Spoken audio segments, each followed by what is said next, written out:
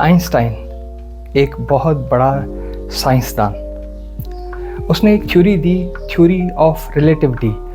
उसके मुताबिक अगर कोई आदमी कोई बॉडी एट रेस्ट है तो बेसिकली वो मूव कर रही है।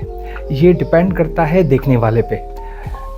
ये अर्थ ज़मीन अपने एक्सिस पे घूम रही है, अपने मदार पे घूम रही है 1670 किलोमीटर पर आवर की स्पीड से। इसी तरह वो अपने ऑर्बिट पे सूरज के गिर्द घूम रही है 1,07,000 किलोमीटर पर आवर के हिसाब से वो घूम रही है।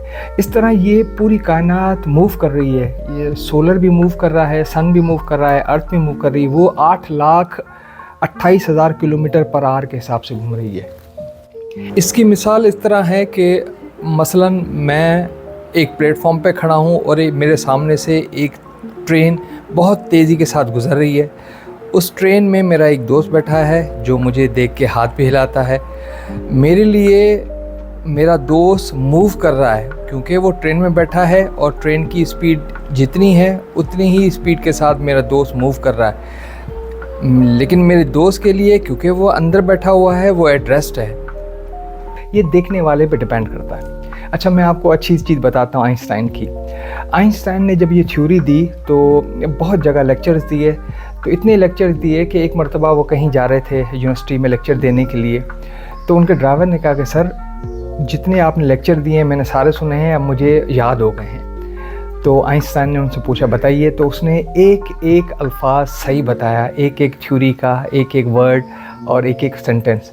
तो आइंस्टाइन को एक मज़ा सूझा। उसने कहा कि ओके, गाड़ी खड़ी की और अपना कोड उसको दिया, उसका वाइट कोट और कैप उससे ले ली और वो यूनिवर्सिटी में चले। यूनिवर्सिटी वाले आइंस्टाइन को कभी देखा नहीं था उन्होंने। जैसे ही वो एंटर होता है और उसको ड्राइवर को इज़्ज़त के साथ स्टेज पे बिठाते हैं। ये स्टेज के नीचे कॉर्नर पर खड़ा हो जाता है। जब अपनी थ्योरी पेश करता है तो वो एक एक वर्ड और एक एक जुमला और एक एक इक्वेशन सही बताता है। वो है E=mc²। जब ख़त्म होती है तकरीर, इसका लेक्चर ख़त्म होता है, पूरा हॉल तालियां बजाता है, खड़ा होके इसकी इज़्ज़त अफजाई करता है।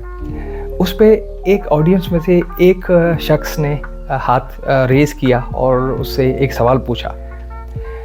वो जैसे ही उसने सवाल पूछा तो आइंस्टाइन घबरा गया। आइंस्टाइन जो स्टेज के कॉर्नर पर खड़ा था वो घबरा गया।